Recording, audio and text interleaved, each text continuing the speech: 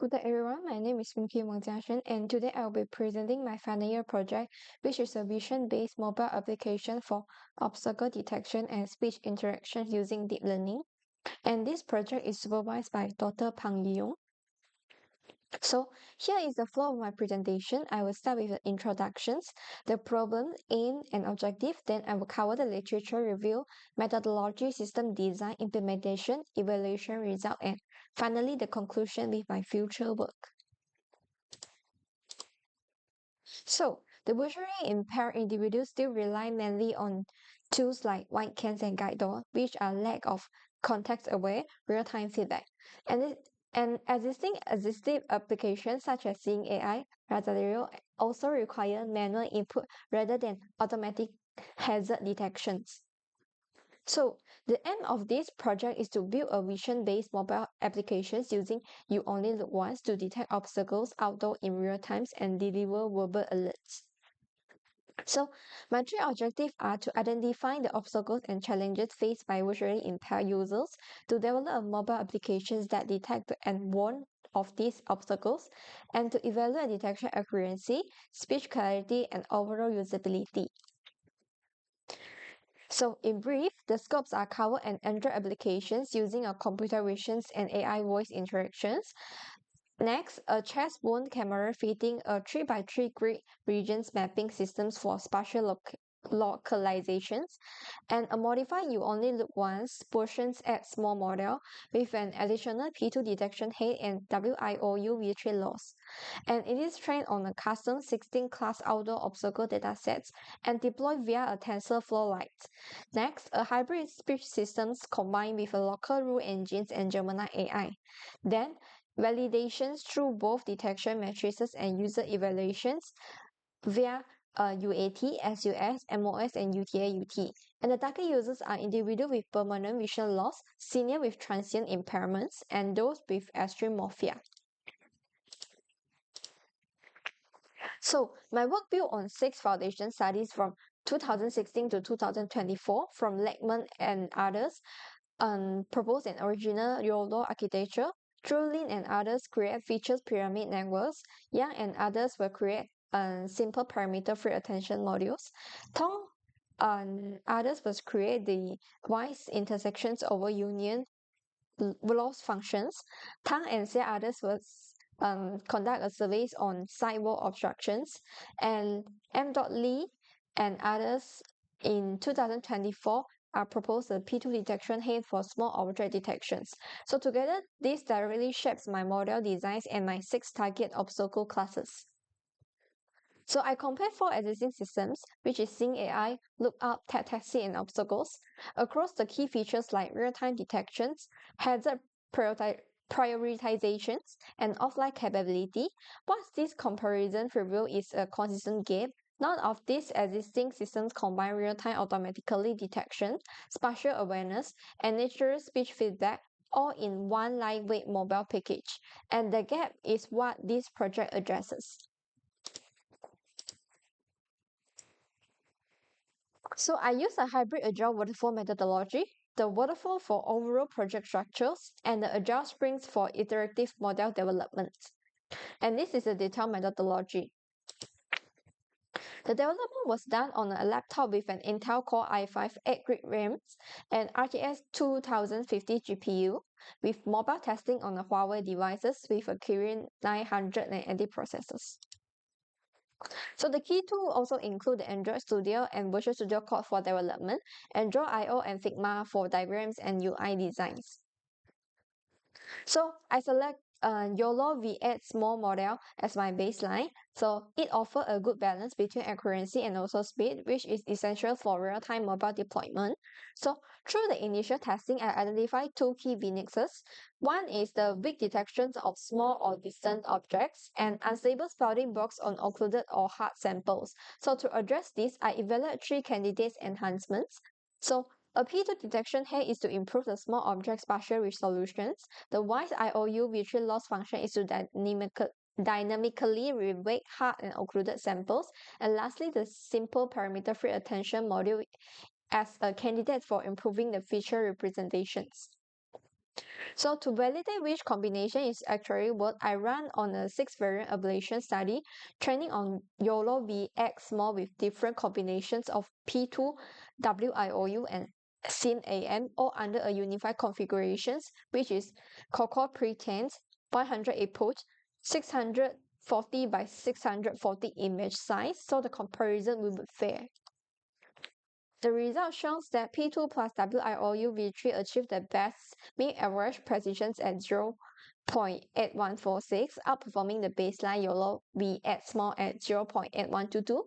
More importantly, on safety critical classes, the pedestrian detection improved by 4.7, and the bicycle detection improved by 1.2, and the car have slightly decreased by 0.2, which is just a normal variations. So, a decision is directly supported by this ablation data. So for the system design, I developed a use case diagram covering the interaction between the visually impaired users and the system's core functions. A system architecture diagram showing a system architecture diagram also showing how the camera input detection model, speech engines, and mobile application components connect, and the sequence diagram illustrating the detection to speech pipeline under different scenario, and the database design is for storing detection history in Firestore. So this PPT are showing the use case diagram. Next are showing the system architecture design. Next is the sequence diagram for real-time video input, obstacle detections, and histories. And this slide shows the database designs. So for the implementations, based on the ablation study, my final model is YOLO VX more enhanced with a P2 detection head and WIOU V3 loss. The ablation is confirmed this pairing will give the best accuracy to stability trade-off, and SIM-AM true test was not included in the final model. So I convert this final model to TensorFlow Lite and profile it on a Huawei Nova 5T with a Kirin 980 CPU across 3 input resolutions. So at 640 by 640, the inference took about 3000 milliseconds, which is 0.33 frames per second, which is really unstable for real time. And at 460 is about 1460 milliseconds, still poor, but at 320 by 320, the inference dropped to just 325 milliseconds, which is about 3.02 frames per second, which is optimal for real-time use and on CPU-only mobile hardware. So to deliver the alerts naturally and quickly, I designed 3-layer hybrid speech systems. So level 0 is a local rule engine for single object scenes. It instantly speaks a local template like car ahead, stops. So no network or AI call needed. For level 0.5 is an emergency pre-warned. It will fire instantly for high threat objects, completely independent of AI call, so the users are still alert even if the AI response is slow. And the level 1 is about Gemini AI streamings. It is for complex and multi-object scenes. The frame is sent to Gemini 3.1 flashlight and streamed back in short chunks, which will cut perceived latency down to about 1 second. So the final applications include on-device detections, where the YOLO P2 and WIOU run directly on the Android devices through a TensorFlow Lite, and it also provides proximity-based alerts, where the bounding box area is used as a distance proceeds to prioritize nearby hazards. Next, the streaming speech feedback, it combining the Firebase AI and Flutter TTS for chunks low latency spoken alerts. And the real-time history dashboards also backed by the Firestore that logs the past detections for review. So here is what the finished application actually look like on the phone. The homepage is a starting point, a clear ready to navigate safety prompt, and one tap on start detections get the camera running.